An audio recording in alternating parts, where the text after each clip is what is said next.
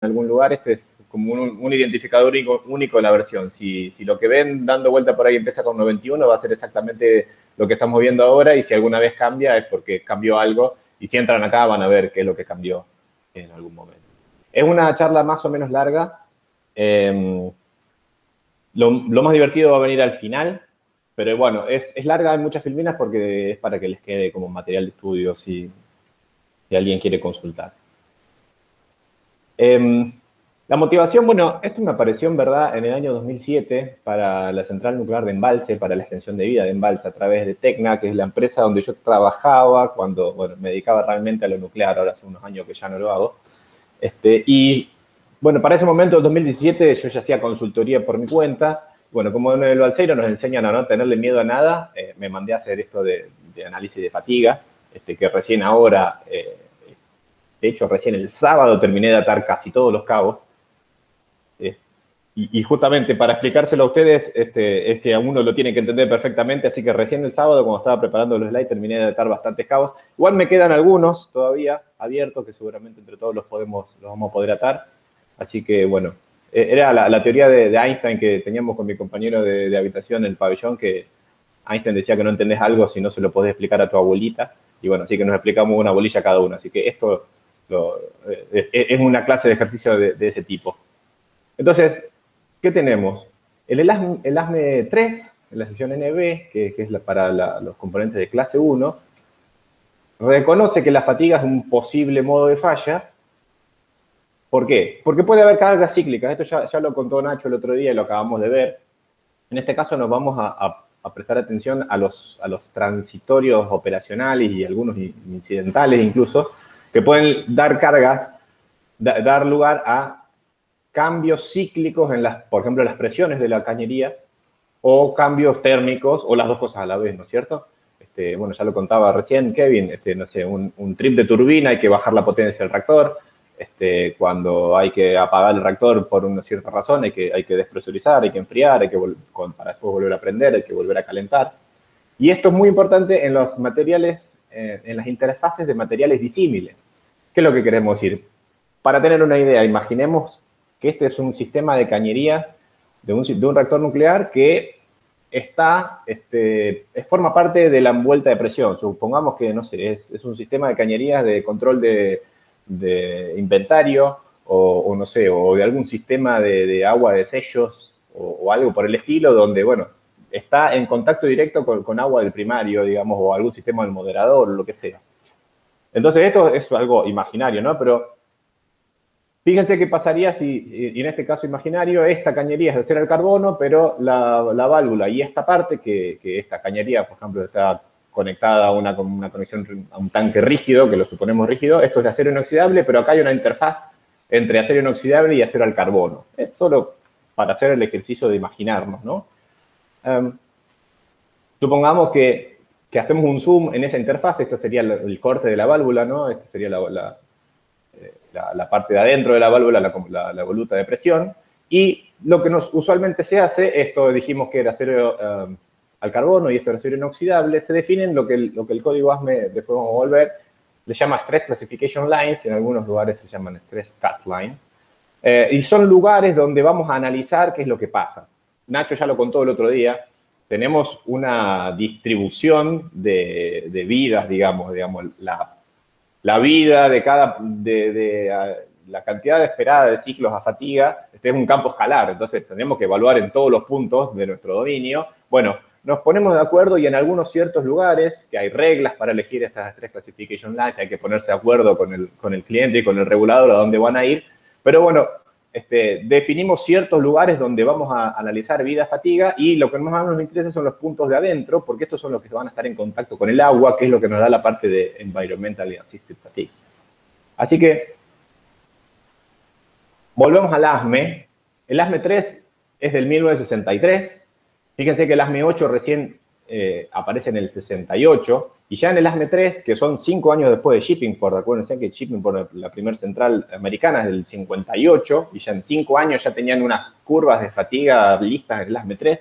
También, para hacer un poco de historia, el código ASME nace en 1905, una cosa por el estilo, después de que haya habido unas explosiones de calderas que mataron a un montón de gente, entonces, bueno, la industria se empezó a poner de acuerdo para ver cómo resolver el tema del diseño de recipientes de presión, incluso metieron la nariz en las empresas de seguro, digamos.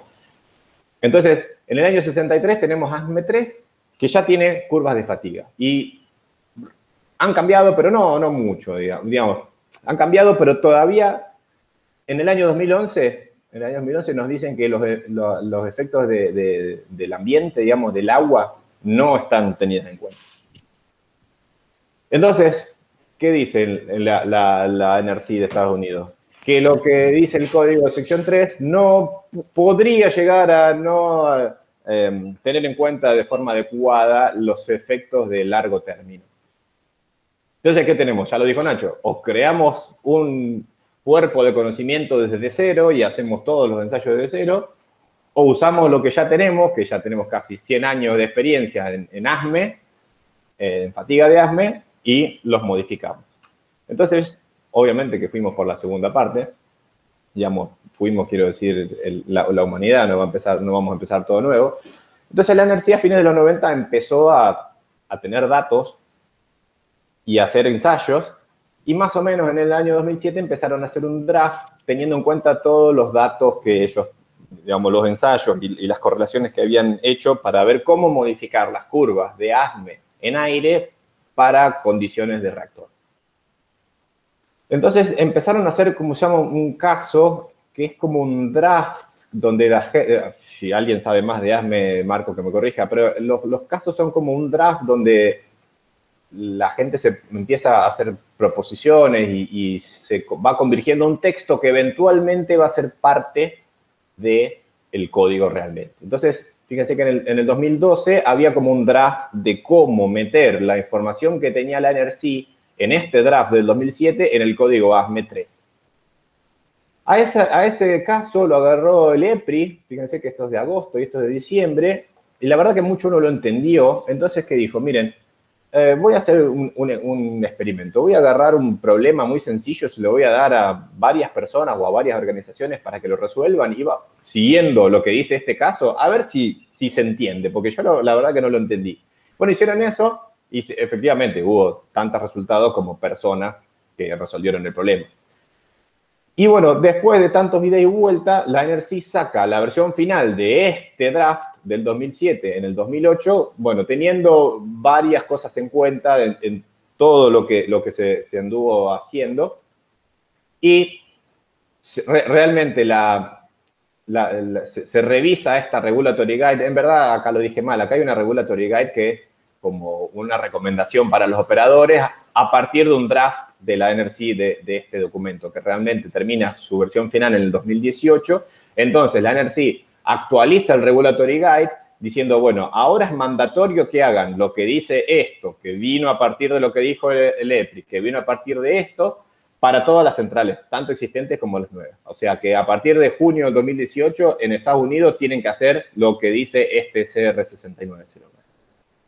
Entonces, vamos a los problemas del EPRI. Vamos a tratar de entender de qué se trata todo esto. Entonces, el EPRI se imaginó un problema muy sencillo, y en verdad hizo dos problemas. En el problema número 1, el EPRI dio una historia de transitorios de presión y temperatura con todo lo que se necesitaría para calcular, digamos, por elementos finitos, cuáles son las tensiones, y se esperaba que los participantes den una historia de tensiones.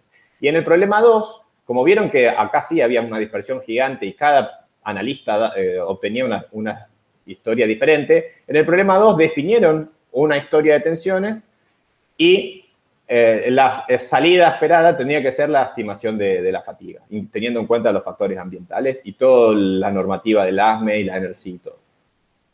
El comentario es que, bueno, en este problema como que esto no es tan complicado, digamos, la historia de estrés que sale no es tan complicada como esta, y esta es más complicada a propósito para tener en cuenta varias cosas que ahora vamos a ver. Entonces, vamos a resolver el problema 2 en este caso, porque a nosotros nos interesa la fatiga a partir de los estrés y no los estrés a partir de los transitorios, ¿no?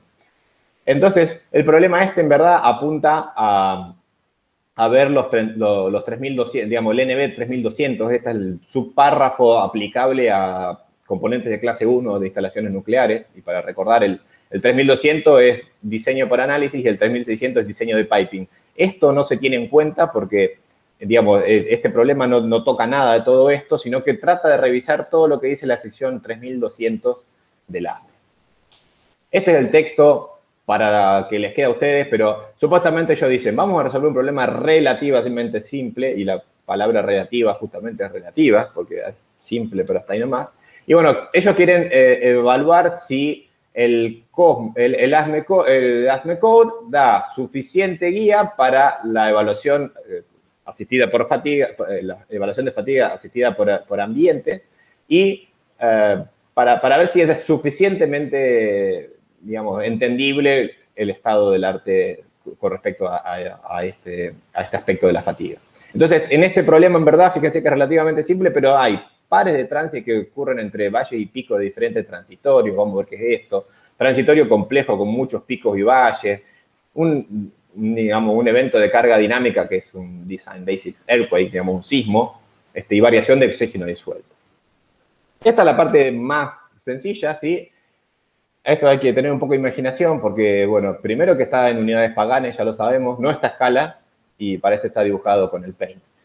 Esto es un nozzle, digamos, una tobera que podría ser, no sé, una boquilla de un recipiente de presión, que es de un material, que es un acero de baja aleación, soldado a un safe end, que sería como un tapón, un nipple, lo que sea, que después es parte de la cañería. Todo esto de acero inoxidable.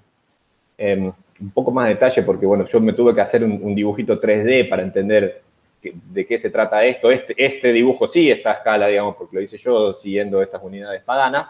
Y otra cosa que nos dan son dos Stress Classification Lines. Ya nos dicen que acá hay una Stress Classification Line que está a 1 pulgada de cada lado. Bueno, esta está a 1 pulgada, esta está justo bajo el radio. Esta está a 1 pulgada, esta casi a 2 pulgadas de la interfaz. Entonces, acá tenemos un acero de baja aleación y acá tenemos un acero un acero inoxidable. ¿Qué nos da el problema? Nos da las curvas de fatiga. Ellos dicen, mire, la curva de ASME, que ahora vamos a ver un poco más de qué se trata, da estos valores, ciclo y tensión equivalente, digamos, strain multiplicada por módulo IAM. Bueno, para este problema hay que usar esta curva, dependiendo de si es acero al carbono o acero de baja aleación, y hay otra curva para los inoxidables. Entonces, vamos a detenernos un poco aquí sobre las curvas de ASME. Ya sabemos que estas curvas de ASME son test de strain control, digamos, de formación controlada, y se han hecho específicamente a temperatura ambiente en el aire. Entonces, esto es solo para referencias. Se siguen todos estos estándares de ASTM para hacer los ensayos. Esto es de referencia solamente, ¿cierto? Y no le explica el código, pero hay un companion guide que me compartió Marcos, que es gigante, digamos, que explica la razonabilidad o de por qué se hacen ciertas aseveraciones o ciertos requerimientos en el texto del código ASME. Entonces, lo primero que dicen es que se ajustan las curvas, que son SN, pero vienen de epsilon n, a esta forma. Entonces, cuando, bueno, yo intenté mirarlo un poco más con cariño, bueno, es un Coffin and Mason, con un C fijo. Esta raíz de n, digamos, es fijan el coeficiente C a 0,5. Esta raíz de 2 la vimos con Marcos y parece que es por razones históricas. Acuérdense que esto viene del año 63, Coffin y Manson es de los 50, y hay una ecuación de Langer de un paper del 62, así que esta constante, bueno, quedó por razones históricas. Este logaritmo que está acá es el F', que depende de la reducción de área, y lo que se suponen es que Baskin es uniforme, quiere decir que Baskin es solamente constante a SE. Entonces, si bueno, dividimos por E y hacemos esto, nos queda una ecuación de Coffin-Manson, y ¿qué es lo que pasa? Ajustan para RA y para SE. O sea, ellos van a hacer un montón de ensayos, como estos que están acá, y después ajustan curvas para cada tipo de material sobre RA y SE. O sea, solamente tienen 2 parámetros de ajuste. ¿Y cómo se trata la tensión media? Fíjense lo que dice ASME. Bueno, esta curvita ya todos la conocemos. Tenemos, digamos, una tensión alternante, obviamente, un valor medio que se calcula según lo que vemos con la historia de carga, como el promedio de la sigma mínimo menos la sigma máximo. Bueno, me dice, esto es cierto, siempre y cuando el material no entre en fluencia. Si el material no entra en fluencia, estamos en esta curva acá. Acá las primadas son lo que uno calcularía a partir de la carga, de la historia de carga, y la sin primar es la efectiva que uno vería en el ASME, digamos. Entonces, ellos dicen, si el material no entra en fluencia, estamos en este caso. Vamos primero al caso B, que es más sencillo, y después vamos al caso intermedio. Ellos dicen, fíjense que si estamos en el caso B y nuestra tensión alternante es mayor que 2 veces la tensión de fluencia y tenemos un material perfectamente plástico, yo no entiendo la suposición del material perfectamente plástico si es conservativa o no, pero bueno, ellos dicen, si nosotros estamos ciclando y ciclamos tanto que digamos, venimos por acá y después ciclamos y terminamos ciclando entre tensiones que están entre más grande que 2 veces el valor de fluencia, la tensión media es 0. Y en el medio ustedes pueden hacer la cuenta, porque si las hice yo, seguramente ustedes también, que sería este caso, donde ciclamos hasta una tensión máxima mayor que la de fluencia, digamos, o hasta un strain equivalente que me haría que el material entre en fluencia, y después volvemos y ciclamos, digamos, sin llegar al menos sigma de yield negativo. Bueno, la tensión media que vería el ciclo es el sigma de yield menos el delta sigma. Eso es lo que dice el ASME. Parece raro, pero si uno hace las cuentas y supone este material perfectamente elástico, plástico, funciona bastante bien. Entonces, vamos al diagrama de Goodman modificado. Modificado en el sentido de que, digamos, tenemos en cuenta el yield, ¿no? Esto es la tensión, la amplitud de tensiones. En este eje tenemos las tensiones medias. Entonces, ¿qué hacemos? Acuérdense, las primadas son las que vienen del ciclo de carga y las sin primas son las efectivas. Para una vida constante, que de eso se trata el diagrama de Goodman, ¿sí? Si tenemos una tensión media prima, digamos, que es digamos, arrancamos acá, nuestra curva de fatiga nos dice que el SN es este. ¿Sí? Ahora, si vamos aumentando el sigma medio, que sería, vamos ciclando con una sigma media prima, digamos, la que viene del ciclo de carga, que va aumentando en este sentido, Goodman, ¿qué nos dice? Todavía estamos por debajo de la fluencia. Goodman, ¿qué nos dice? Que la amplitud de carga va a bajar por esta línea, digamos, la amplitud de la SN equivalente a fatiga, digamos, va a bajar por esta curva. Mientras la S media va aumentando por acá, la amplitud para la misma vida va bajando. Y mientras no estamos en fluencia, estas dos coinciden, la primada y la efectiva coinciden. Cuando llegamos a este punto, ¿sí? Esta línea acá, que es el límite de yield, digamos, esto es, digamos, sí, este triángulo es sigma yield menos sigma yield, o sea que cuando yo estoy por debajo de este triángulo, la suma de la min más la amplitud es menor que yield, pero en este punto, la suma de esta media más esta amplitud es igual a la yield. Así que estamos en el caso A. En este caso A, la delta de sigma aumenta, ustedes pueden hacer la cuenta, mientras la sigma media va aumentando, ¿sí? La sigma media va bajando, va bajando, va bajando, va bajando, ¿cuándo? Hasta cuando la sigma media llega hasta la sigma yield, ¿sí?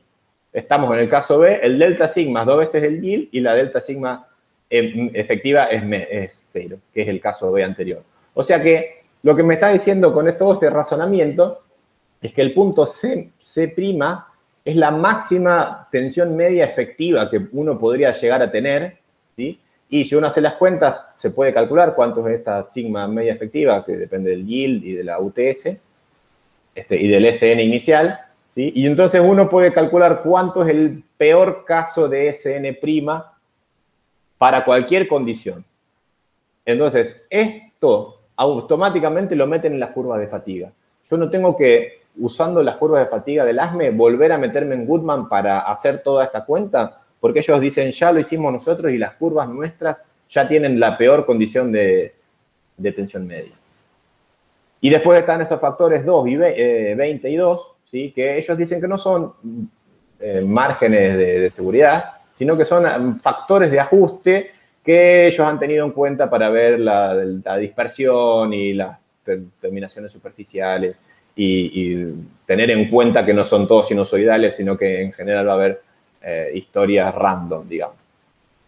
Entonces, esto también era un dibujito que les quería poner. Y estos son el dibujo de las tensiones de las curvas de fatiga. Por ejemplo, la roja es la que uno sacaría del código ASME, que ya está corregida por todas estas cosas que estuvimos contando. Y las otras dos son las que nos dan esa tabla, que es la tabla que tenemos que usar del promedio, del problema. Están bastante por arriba porque tienen en cuenta, digamos, menos son más chicos esos factores 2 y 20 y han hecho los ensayos de otra forma, pero en general uno usaría la curva roja, que es la que saca el ASME. Para este problema vamos a tener que usar la del acero de baja aleación, que es la azul. Pero para que tengan una idea de cómo son las pintas estas de SN, que en verdad es un medio de E por epsilon, ¿verdad? Otra cosa que nos dan son las propiedades del material, o sea, cómo cambia E con la temperatura, que esto es algo importante que tenemos que tener, y nos dicen que, bueno, las curvas que nos dieron fueron hechas por un material que tenían este módulo de Young, porque también lo vamos a necesitar. Otra cosa que nos dice el problema son la cantidad de transitorios. Ahora vamos a ver un poco más en detalle, pero lo importante es que acá se postulan 4 transitorios y que cada transitorio ocurre una diferente cantidad de veces, ¿sí? El transitorio 1 se postula que ocurre 20 veces, el 2 50, el 3 20, el 4 100 y el 5, que sería el sismo, ocurre 5 veces. Y en verdad este 5, ahora vamos a ver el dibujito, se supone un momento extra en el punto de mayor tensión y de esa forma se calcula. Para volver a nuestro cañería imaginaria, imagínense que hacemos un cálculo por elementos finitos, que refinamos la malla acá porque tenemos nuestra Trace Classification Line, y lo que vamos a resolver en verdad, si uno quisiera hacer el problema completo del EPRI, es poner las condiciones de presión y temperatura en función del tiempo que nos dicen, resolver un transitorio térmico y con ese transitorio térmico calcular las tensiones, la historia de tensiones. ¿Qué transitorio térmico? Por ejemplo, hacemos un zoom en la válvula, ¿no? Esto es un corte donde esta sería la parte de acero inoxidable, perdón, esto es acero al carbono, esto sería acero inoxidable. Y a ver si me sale ver un video. Este es un video que está 10 veces más lento, pero supongamos que estaba todo frío y empieza a venir agua cada vez más caliente, cada vez más caliente, cada vez más caliente, hasta que queda agua caliente a 250 grados y la temperatura del acero se va actualizando con conducción de calor, con una convección aquí afuera. Vamos a verlo de nuevo y yo quiero que presten atención a lo que pasa en esta parte, que esto es un acero con una alta conductividad y este con mucha baja conductividad. Y aparte de pared más delgada, y nuestras Stress Classification Lines están por acá. Fíjense que acá la temperatura es casi uniforme y aparece un frente no trivial de distribuciones de temperatura aquí, que se van calentando en forma diferencial. Estos materiales tienen diferente conductividad y diferente coeficiente de expansión térmica también, y diferentes propiedades mecánicas. Así que lo que tenemos que hacer es sacarle fotos a esas distribuciones de temperatura y resolver un problema mecánico con sucesivas distribuciones de temperatura que no son triviales y que dan lugar a muchos estrés térmicos, ¿sí? Entonces, lo que nos dice el ASME, supongamos que tenemos que hacer, digamos, el problema completo. En este caso no lo tenemos que hacer porque ya nos las dan. Pero bueno, la sección 32.16 dice, si usted tiene direcciones principales constantes, haga esto. Bueno, calcule las tensiones principales, calcule la mayor diferencia de tensiones, que sería el criterio de Tresca, y su tensión alternativa es la mitad de Tresca, ¿sí? Eso ya lo sabemos, que es en nuestro caso, en este caso el ASME 3 usa Tresca, el ASME 8 se switchó a von Mises. Yo creo que una cosa, es algo de tiempo para que se switchen, pero por ejemplo el ASME 3 todavía sigue usando Tresca. Ahora, lo que viene divertido es cuando cambian las tensiones principales, que es este caso, porque ese frente no trivial de temperaturas me hace modificar las tensiones principales, hay esfuerzos de corte, hay de todo. Entonces, hay una receta de cómo hacer. Lo importante acá es que salen tensiones primadas. Ahora pasamos rápidamente qué son estas tensiones primadas, pero en este problema que vamos a resolver ya nos dan las tensiones primadas. Entonces dice, bueno, en lugar de considerar solamente las tensiones principales, consideremos todo el tensor de tensiones. Y hay que elegir un punto donde todas estas tensiones son máximas, un mínimo o un máximo. En este caso, que vamos a ver, eligieron un máximo. Y después, Hagan la diferencia tiempo a tiempo de todo el tensor de tensiones, de todos los tiempos con respecto a ese inicial. Y estos son las tensiones primadas.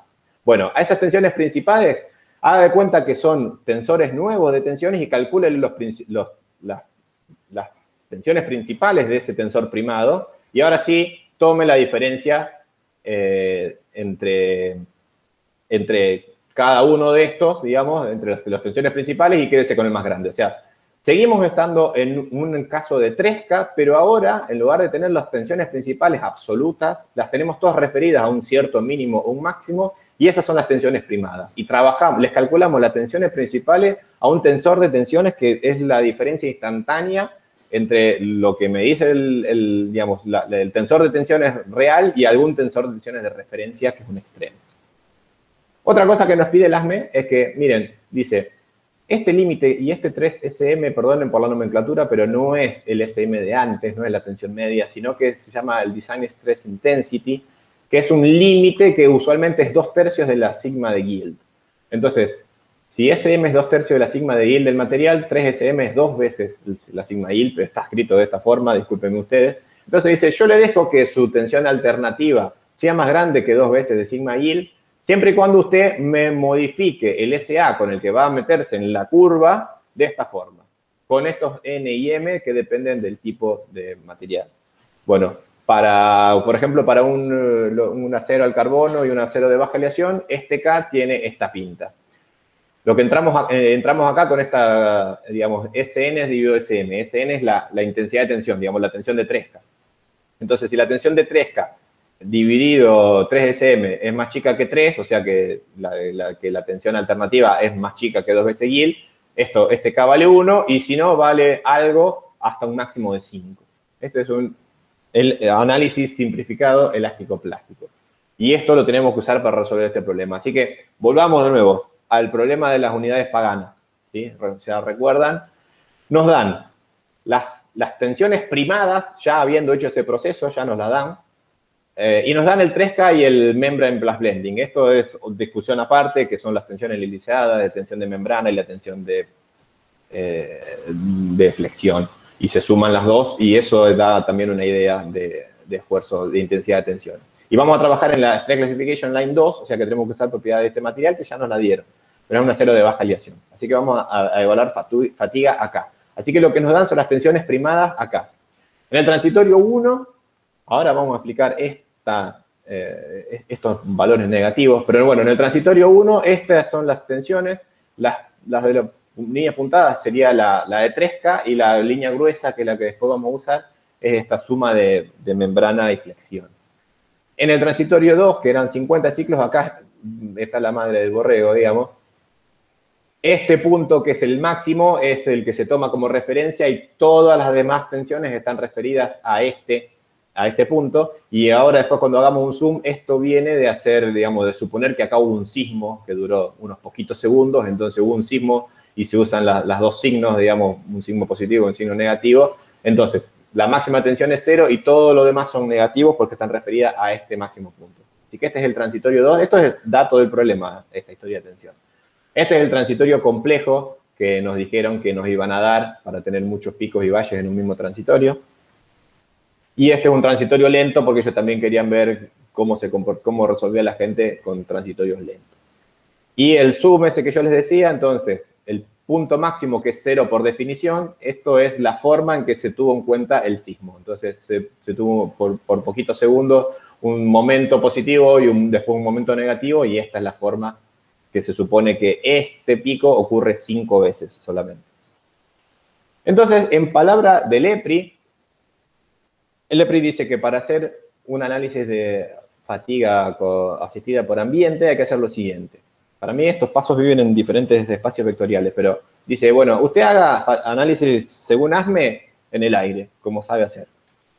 Después calcule unos factores de corrección ambiental y después aplique esos factores a cada uno de los pares, digamos, de los pares parciales, modificando el factor de uso por cada uno de estos factores. No está muy claro, así que vamos a dar un ejemplo. ¿Qué nos dice el ASME para la presión cíclica? Esto ya lo sabemos, que hay que multiplicar la tensión alternativa, que la calculamos, digamos, de la historia de tensiones, ¿sí? Por el módulo de elasticidad de nuestro material dividido el módulo de elasticidad de referencia. Esto es para convertir tensiones a deformaciones. Si el ciclo que estamos viendo es el único que da resultados de estrés fluctuante significativamente, ya está. Ese es el número de ciclos, usted se mete en esa curva y saca. Ahora, si no es el único importante, que en este caso tenemos pico, valle, pico, valle, pico, valle, ¿sí? Hay que calcular el daño acumulado. O sea que acá no lo dicen, todo esto son comentarios míos, los que están en este tipo de letra. Entonces, asume que la hipótesis de Palmer-Miner vale, que es la hipótesis de daño lineal. Creo que no la vimos acá en este curso, pero seguramente ustedes la vieron antes. Yo no la había visto cuando cursé carrera de grado. Pero bueno, ya sabemos de qué se trata, ¿no? De tener factores de uso parciales.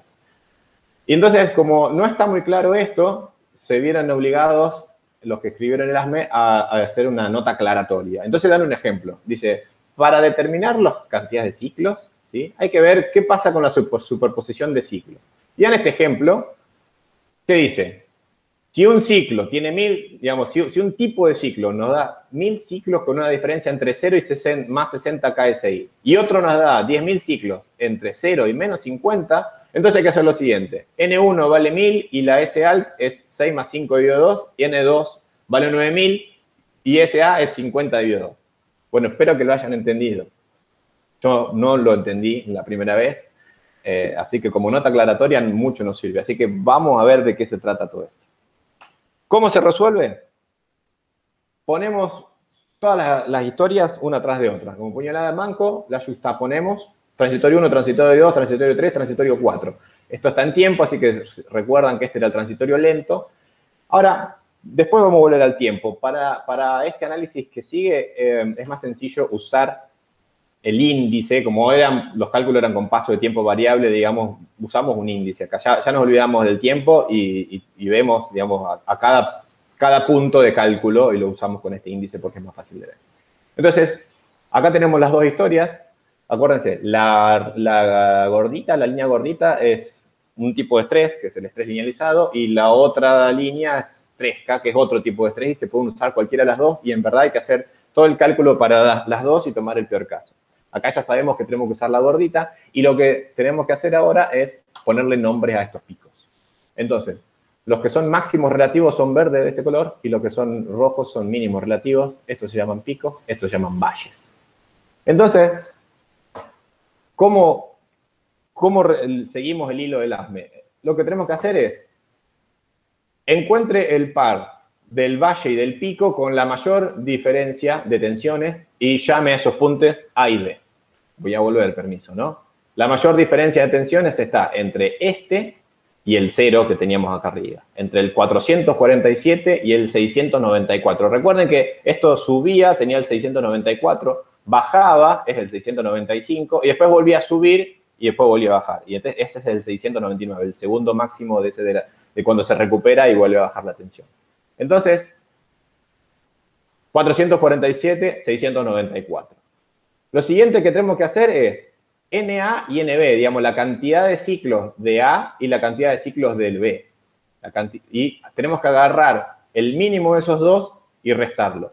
447 tenía 20 ciclos, porque corresponde al marrón, que tenía 20 ciclos. Y el 699 corresponde al naranja, que tenía 5 ciclos, que era el máximo del sismo supuesto. ¿Sí? Entonces, el mínimo entre 20 y 5 es 5. Y ahora le tenemos que restar a cada una de estas 5. Al N de 447, que tenía 20, como que en este caso consume 5 y sobrevive con 15. Y al del 694, que solamente tenía 5, le restamos 5 y este 694 desaparece. Ya no cuenta más. Borramos todos los que llegaron a N igual a 0 y seguimos con el siguiente par. El siguiente par es 447, 699. Siempre tenemos que hacer mínimos, digamos, rojo y verde. El siguiente, porque este 694 desapareció. Así que volvemos a hacer lo mismo con el 447, 699. En este caso, Este 447 le quedaron 15 ciclos de los 20 que tenía porque le sacamos 5, y este 699 tenía 50 porque corresponde al transitorio 2. Entonces, el mínimo es 15, al 447 le restamos esos 15, desaparece, y el 699 sobrevive con 35. Y así otra vez. El siguiente es 699.1020, entonces al 699 le restamos 20, sobrevive, al 1020 tenía 20, este desaparece. Y así con todos. Y ahí así nos hacemos esta tablita que vamos apareando todos, valle, pico, valle, pico, valle, pico, calculamos el n de cada uno y hay uno que se muere en cada uno de estos y el que va sobreviviendo, bueno, después en algún momento se morirá, y a cada uno de estos le damos un delta S. ¿Sí?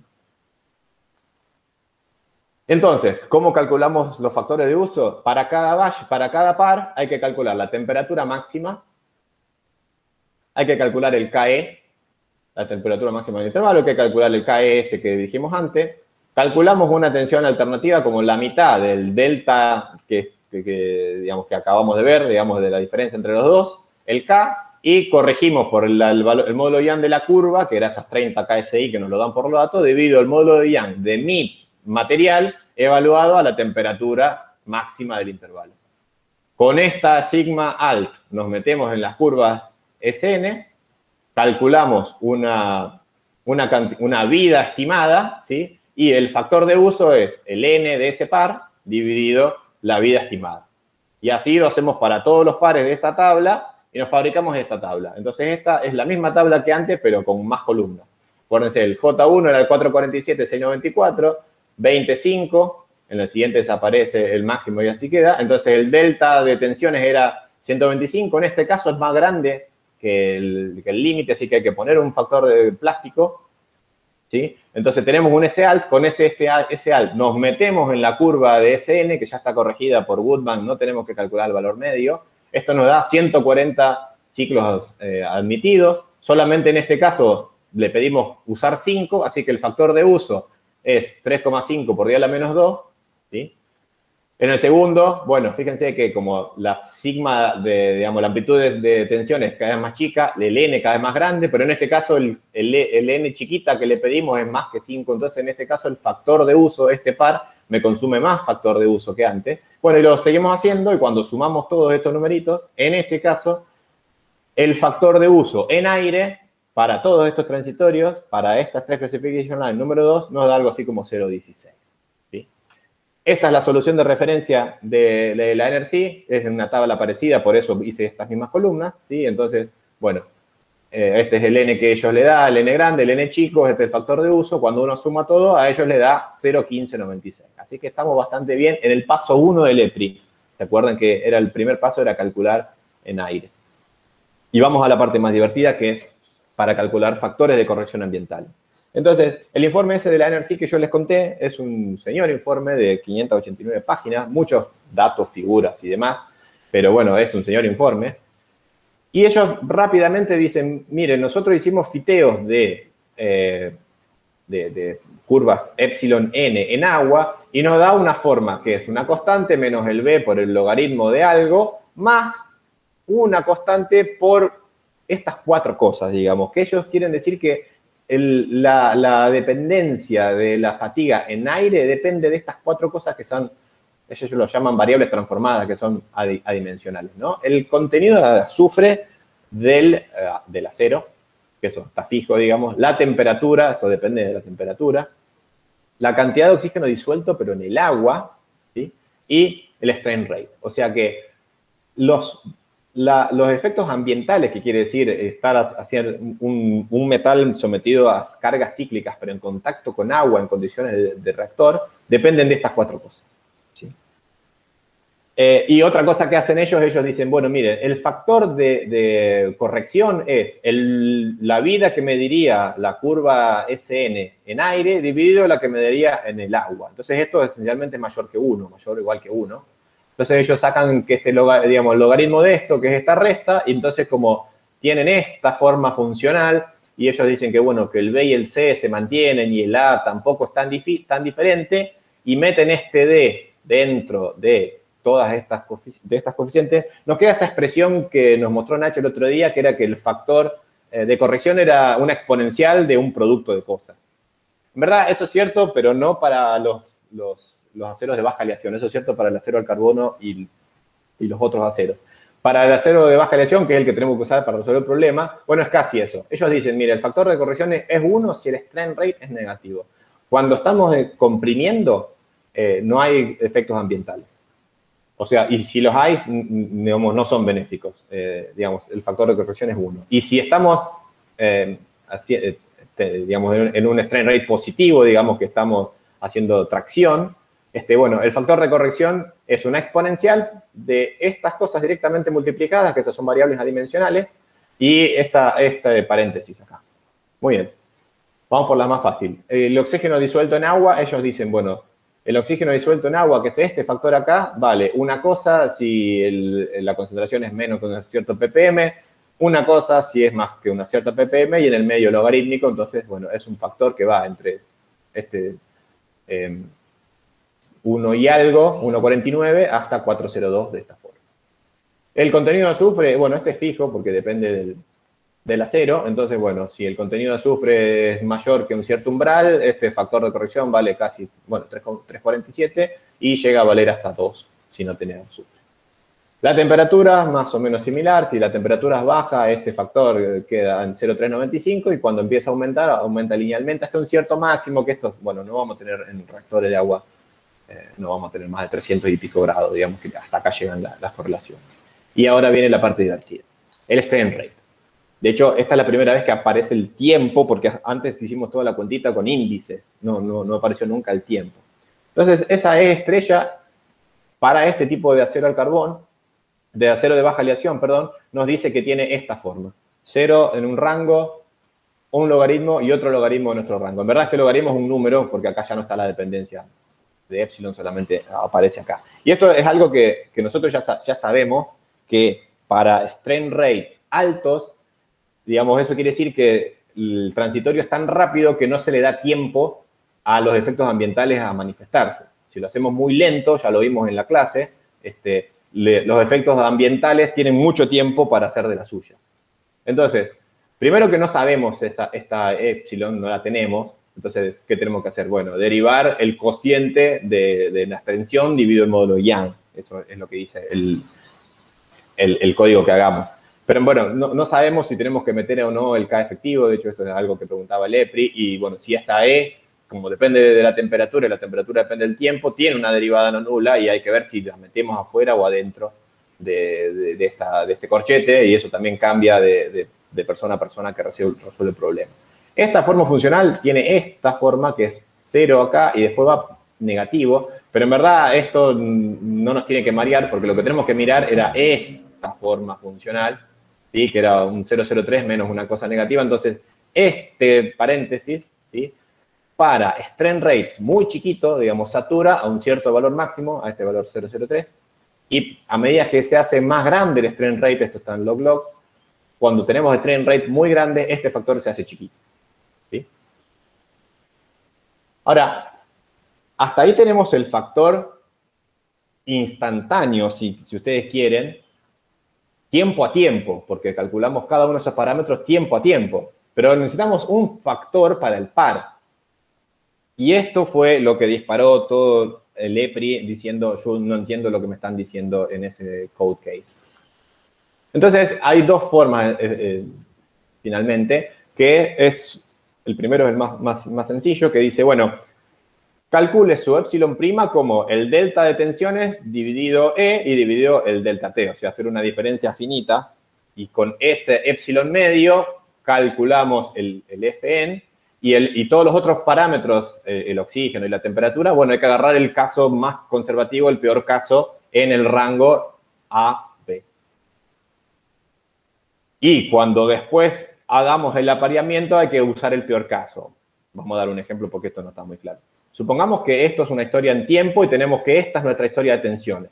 Este caso dice que hay que hacer para cada par adyacente de valle y pico, en este caso sería entre el 1 y el 2, 2, 3, 3, 4. Entonces, tenemos que agarrar el 1 y el 2. Acá calculamos este epsilon prima como esto, dividido el tiempo, dividido el módulo de Young. Con eso nos metemos en la fórmula de F y supongamos que esto nos da 1,5. En este caso que vamos de 2 a 3, ya sabemos que es 1 porque estamos en un strain rate negativo. Y en este hacemos lo mismo que antes. Esta tensión menos esta tensión dividido el delta T dividido el módulo Young nos da un FN 2,2. Entonces, si tuviésemos un transitorio que va desde el 1 hasta el 4, esta parte C nos dice, bueno, tome el peor caso. El peor caso es el 2,2, que sería esto. Esto es muy conservativo. Entonces, después se introdujo que es el Modified Strain Rate Method, que esto es lo que terminé de entender el sábado. Hay una suposición y dicen, bueno, mire, el factor de corrección ambiental va a empezar en 1 y, digamos, cuando vamos de un E mínimo a un E máximo es porque venimos bajando, llegamos al E mínimo, o sea que veníamos con un factor 1 y cuando empezamos a subir, sube linealmente con el strain. O sea que matemáticamente quieren decir que el diferencial del factor de corrección, ¿sí?, tiene esta forma funcional. Vamos desde un E mínimo hasta un E max y varía de esta forma. Esto es una suposición, que tendrá algún razonamiento, digamos, alguna razonabilidad, pero una suposición que nos deja integrar entre un E mínimo y un E máximo. Entonces, entre el E mínimo ya sabíamos que era 1 y un E máximo es lo que queremos calcular, así que integramos, digamos, separamos acá, este denominador es justamente esta integral, este es el 1 que se va, entonces me queda que el Fn es esta integral. Y ahora, como nosotros tenemos historias de tiempo, podemos escribir el diferencial de epsilon como E punto diferencial de t, ¿sí? Y llegamos a que el factor que estamos buscando en un intervalo entre t min y t max, ¿sí?, es esto. ¿Qué quiere decir esto? Que hay que pesar los factores de corrección instantáneos con el strain rate, con la velocidad de deformación. Esto es a lo que se llega con esta suposición. Y entonces esto ya me da algo mucho mejor, ¿no? Pero, digamos, bueno, y lo que hay que saber, hay que tener en cuenta es que el factor este vale 1 si en el momento que epsilon sea 0, ¿no? Sea menor que 0. Pero puede ser que ese denominador sea mayor que el rango. ¿Por qué? Si tenemos otra vez el caso de antes en el tiempo, ¿sí?, nosotros vamos integrando. En este momento tenemos que apagar la integral y volvemos a integrar, digamos, todo el rango pintado es mayor que el rango E máximo menos E mínimo. Entonces, esto da lugar a otra discusión que hizo Lepri, donde, bueno, ¿qué podemos hacer? Y podemos integrar hasta acá, y cuando tenemos rangos que se solapan, bueno, la mitad se lo damos a uno y la otra mitad se lo damos a ente, entonces en este momento apagamos, volvemos a aprender, integramos. En este caso, el denominador sí va a ser igual al E max menos E min. Y bueno, y esto da también el caso del rainflow, que lo comentamos por ahí. Bueno, vamos subiendo. Acá apagamos y recién volvemos a aprender cuando llegamos al mismo epsilon donde dejamos. Pero también se podría hacer un rainflow invertido, que digamos dejamos de integrar acá y continuamos acá. Eso cambia un poco, pero bueno, es justamente lo que el EPRI decía que no entendía y no quedaba claro. Y en verdad lo han dejado, digamos, sujeto a cada uno y este es el caso más conservativo y de hecho es el más fácil. Así que si metemos todo esto en la licuadora, nos fabricamos esa tablita, ¿sí?, que es el factor de uso para el par 1 ya lo teníamos y haciendo esa cuenta de la integración pesada con el strain rate nos da un factor, fíjense en este caso, de 15. Al siguiente nos da un factor de un poquito más chico, a este 7, en este vamos con strain negativo, Y ahora, si sumamos U por F más U por F más U por F más U por F y sumamos todo esto, ya nos da 2,09. O sea que antes estábamos en el 16% del valor máximo, digamos, y ahora nos pasamos bastante. Y fíjense que al NRC, y esta es la última filmina ya para terminar, le da esa tabla, y a ellos le da 2,069. Así que fíjense que esto era relativamente simple, ese adjetivo, y en verdad, recién en el informe final, esta tabla está correcta. Y esto lo sé porque cuando yo trabajé en este problema en el 2017, esta tabla no estaba correcta y nos rompimos la cabeza con la gente de NASA hasta que, bueno, nos mandaron por mail cuál era la tabla correcta, que era esta, pero la teníamos en un ASCII de ellos, digamos, que nos mandaron por mail en un programa en Fortran a todas luces. Y fíjense que en verdad acá hay 2 columnas para el FN y además, este FN les da, en esta fila le da el mismo que este. Entonces, esto, en verdad, nos han hecho un poquito de trampa y han usado no el modificado tal como uno lo esperaría hacer, sino que han hecho algo adyacente, digamos, una mezcla del simplificado y el modified. De todas formas, no le da casi nada de diferencia, digamos, con lo que hicimos nosotros. Sí me ponen un montón de ceros acá, digamos, me reportan en un informe oficial números que son cero. Bueno, eso mucho no me gusta. A mí me gusta poner día a la -5 o lo que sea, digamos. Y bueno, la última conclusión es que todavía Microsoft está en todos lados porque el EPRI usa Paint y NFC usa Office en sus informes oficiales, aunque sea una multi-billion-dollar agency. Pero bueno, nos coinciden los resultados porque a nosotros nos da ese 209 y a ellos les da 206 por caminos bastante diferentes. Pero bueno, era lo que yo le quería contar, que es un ejemplo de cómo resolver un problema que digamos, al estado del arte de los analistas todavía les cuesta y hay un montón de cosas para tener en cuenta y que cada persona que lo analiza llega a un número diferente. Así que bueno, ahí terminó mi charla y gracias por la atención.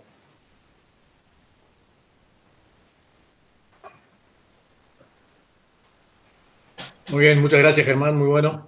Qué paciencia, ¿no? Bueno, recién, justamente como dije, terminé de entender varias cosas tratando de explicárselas a ustedes, ¿no? Es un tema bastante complejo que bueno, la complejidad reside en que hay muchas decisiones que son igualmente válidas y bueno, cada uno toma sus decisiones y hace suposiciones de análisis diferentes, pero válidas todas. Entonces, por eso es tan interesante este problema. Bueno, ¿preguntas? Yo tengo una pregunta. Germán, muy buena la presentación primero. ¿Te encontraste en algún lado, por lo menos a mí alguna vez me tocó trabajar con esto también, y me generaba mucha duda y me sigue generando duda, por qué la respuesta a tener las tensiones principales que varíen o sea, la dirección de las tensiones principales que varían en el tiempo, por qué la solución a eso, o lo que propone ASME hacer ante esa situación, es restar, o sea, no entiendo conceptualmente qué significa eso. Yo lo leí, no muy en detalle, hay una mención a eso en alguno de todos los documentos que leí, que ya no me acuerdo dónde, donde eso dicen que es equivalente a tratar de calcular la máxima tensión de corte en cualquiera de todos los planos posibles. O en verdad creo que es una cota inferior, digamos, o una cota superior de las mayores tensiones de corte en todos los posibles planos. Pero bueno, habría que ver la justificación matemática de eso. Básicamente es eso. Pero sí, si uno lo mira, es como algo sorprendente, digamos, que esa sea la solución para lidiar con el problema de que las tensiones principales varían en el tiempo. O sea, fíjense que esta era la parte más, digamos, no la más sencilla, pero la que menos dispersión tenía, que es a partir de una historia de tensiones conocida, calcular el factor de uso, primero el factor de uso según ASME y después el factor de uso corregido con factores ambientales. La primera parte, que es calcular la historia de tensiones siguiendo ASME 3600 y 3200 a partir de la historia de presiones y temperatura, eso da muchas más dispersiones, digamos. Ahí sí hay muchas más diferencias entre lo que los diferentes analistas podrían hacer. Gracias, Germán.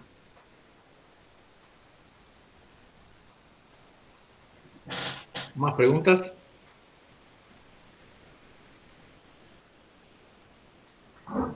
Germán, si tuvieras sí, perdón. ¿Marcos? Sí, Germán, muy buena presentación. Te quería consultar si vos tenés información en cuánto puede diferir, por ejemplo, el CUF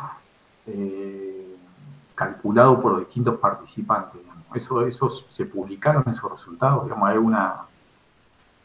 alguna idea de cuánto difieren? No, está el informe del EPRI que da como digamos, discusiones, pero no muestran los resultados individuales y muestran como la solución oficial que de todas formas en el informe del EPRI, que es el del 2012, ellos no dicen que esa es la solución oficial porque dice, esto todavía quedan muchas cosas ambiguas. Entonces ese code case nunca se incorporó al ASME porque quedó muchas cosas ambiguas y yo no sé si siguen trabajando o no, Pero fíjate que la NRC lo que dijo, bueno, lo que vale es el CR6909, que empezó en un primer draft en el 2007 y terminó convirtiendo algo en el 2018. Y ustedes lo escucharon a Nacho el otro día, que decía que cada revisión que sacaban para comentarios tenía información nueva y cosas que iban cambiando. Convergieron porque capaz que ya pasaron tanto tiempo que dijeron, bueno, tenemos que converger a algo, pero estoy seguro que van a seguir actualizando datos y correlaciones y demás. Sí, y otra consulta en NASA, ¿cómo dieron los números? En Atucha. Esto fue para embalse lo que yo hice, de Atucha yo no sé si ya lo han hecho, y si lo hicieron yo no participé. Esto fue para embalse, en particular fue para una docena de juntas de materiales disímiles, y en verdad fue conservativo, digamos, ahí había que hablar con la RN, me sale en NRC, para definir la cantidad de ciclos, porque bueno, como es para una extensión de vida, entonces hay que tener todos los incidentes que ya pasaron, más los que se esperan. Entonces ahí hay estadística, entonces depende cómo haces la estadística de la cantidad de ciclos que esperás en los próximos 25 años, siempre podés llegar a cambiar los datos para que el CUP te dé más o menos razonable. En algunos casos hubo que volver a estudiar porque daban bastante más que uno, y después cuando se actualizaron la cantidad de ciclos y se discutió con la RN, bueno, al final de cuentas todas estas juntas que son de sistemas, como te digo, digamos, auxiliares del primario, digamos, de control de volumen, de agua de sello, bueno, de control de presión, que son de clase 1. Bueno, llegamos a converger en algo razonable y la RN lo aceptó. Gracias. Si vos sufrieras un ataque de amnesia ASME, digamos, y en base a lo que conocés de fatiga y eventualmente los conceptos que tenés, y alguien te dice que tenés que proponer una metodología para hacer estas evaluaciones, ¿podés resumirla, hacer una propuesta y resumirla en 2 palabras, en 3 palabras? Bueno, claramente es epsilon n lo que hay que ver, y digamos, de ADN me parece que sería medio demasiado por el tema de, bueno, de suponer los tamaños iniciales, eso no se va a saber. Pero en general, bueno, hay que hacer algún epsilon n,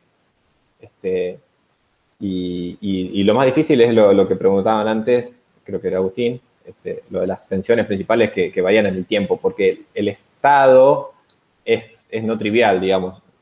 La mayor cantidad de los esfuerzos vienen porque hay una distribución no trivial de temperatura, que se repite cíclicamente, entonces eso te da un estado con esfuerzos normales de corte, y por eso también no solamente usan 3K, sino que usan el MB, digamos, la tensión de membrana más flexión. Entonces, yo creo que esta gente de ASME, digamos, sabe lo que está haciendo, y si han propuesto todas estas cosas es porque hay una razonabilidad detrás. Entonces, lo que yo podría proponer, obviamente que no va a tener la menor aplicabilidad, pero yo haría algo con epsilon n, y yo nunca me hubiese pensado que la modificación por tensión media ya estaba metida en la curva de SN, o sea que yo hubiese tenido en cuenta la tensión media aparte, digamos. No sé cómo lidiaría con el problema de las tensiones principales que cambia con el tiempo, pero yo hubiese separado, digamos, tensión con R igual a menos, digamos, curvas con R igual a menos 1 y tensión media.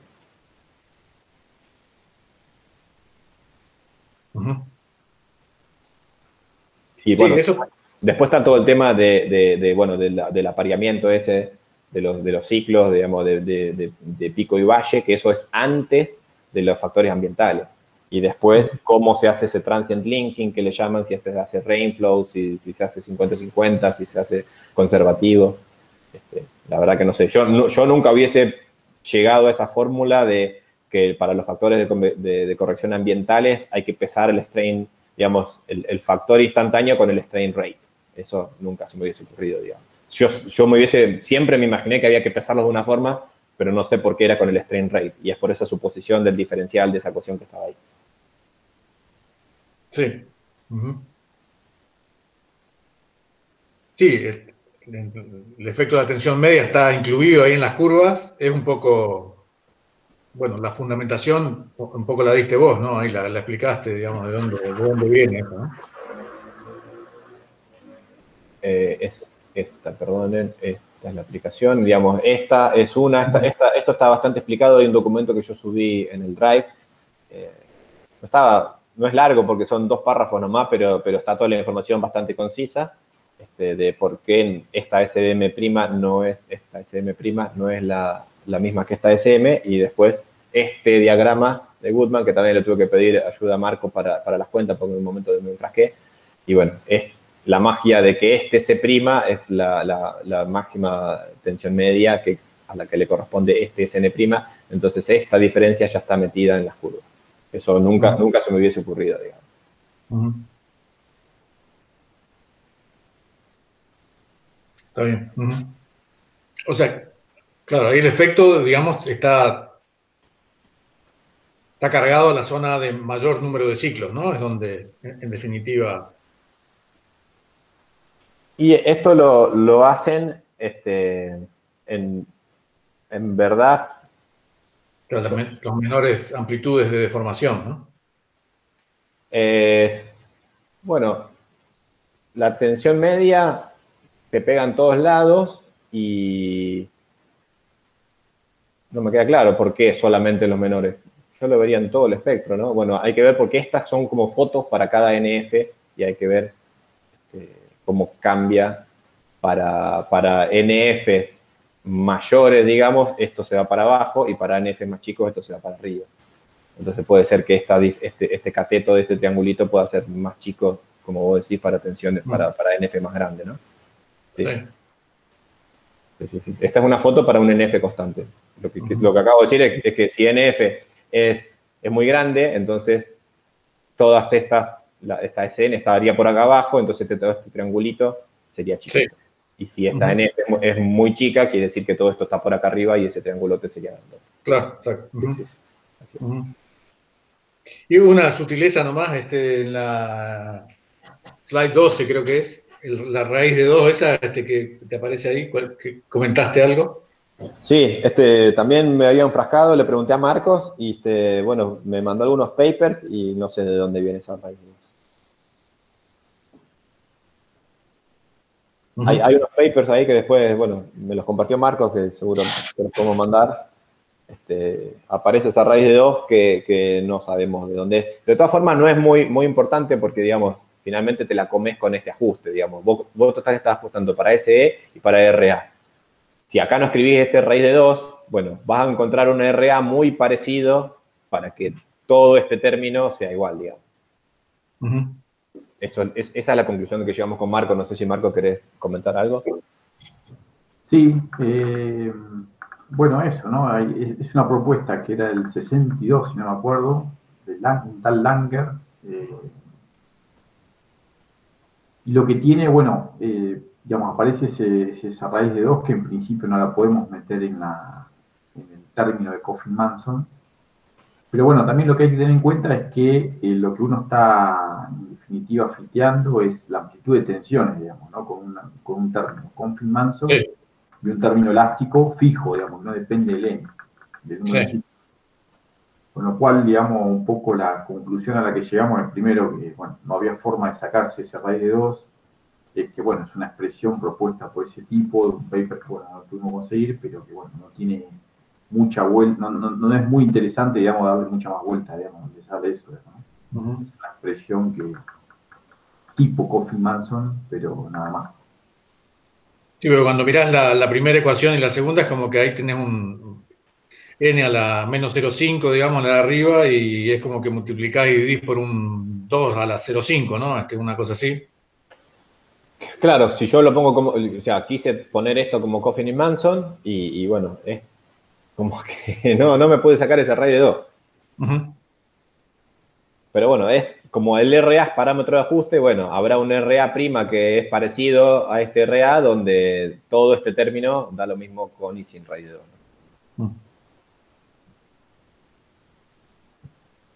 Pero sí, yo insisto, igual que eso es SA, digamos, ¿no? Es la amplitud de tensiones. O sea, el rango Sí, ¿saben? O sea, no sí, es sí. elástico más plástico, digamos, ¿no? Es una amplitud de tensiones, con lo cual, digamos, Es la tratar de, ordenada de estos dibujos, digamos. Ujú. con lo cual tratar de llevarlo a una Baskin más Coffin Manson me parece que medio, Sí. digamos, si da está buenísimo, cierra, digamos, pero bueno, a mí la raíz de 2, digamos, no me parece muy Ujú. relevante, digamos. Está bien. Ujú. Bueno, ¿más preguntas?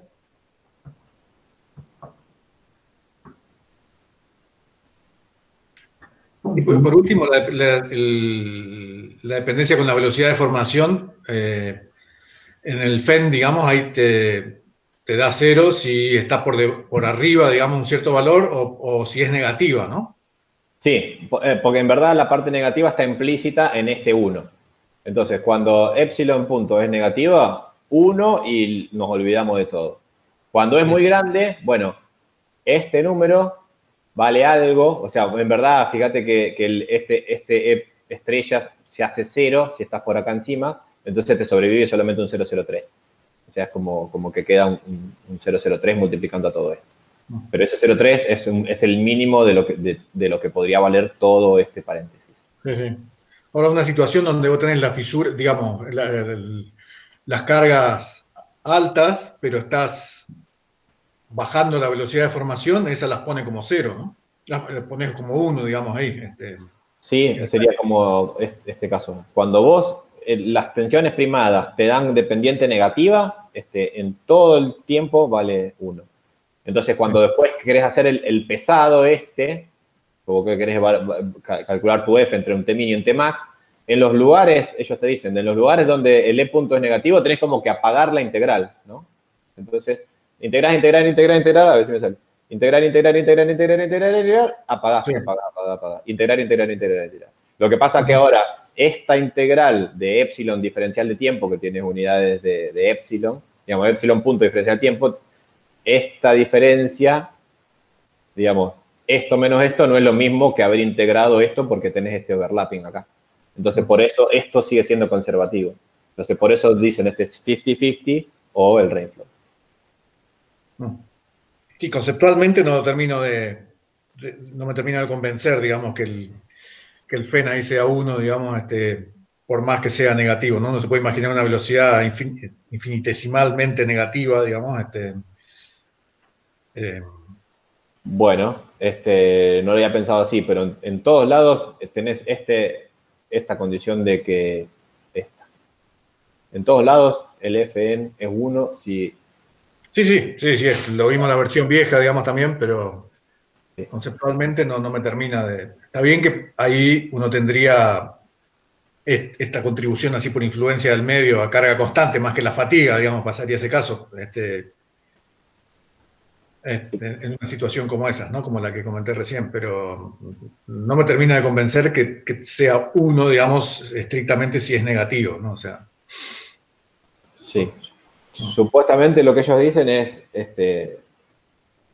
podría ser benéfico, pero suponemos que no.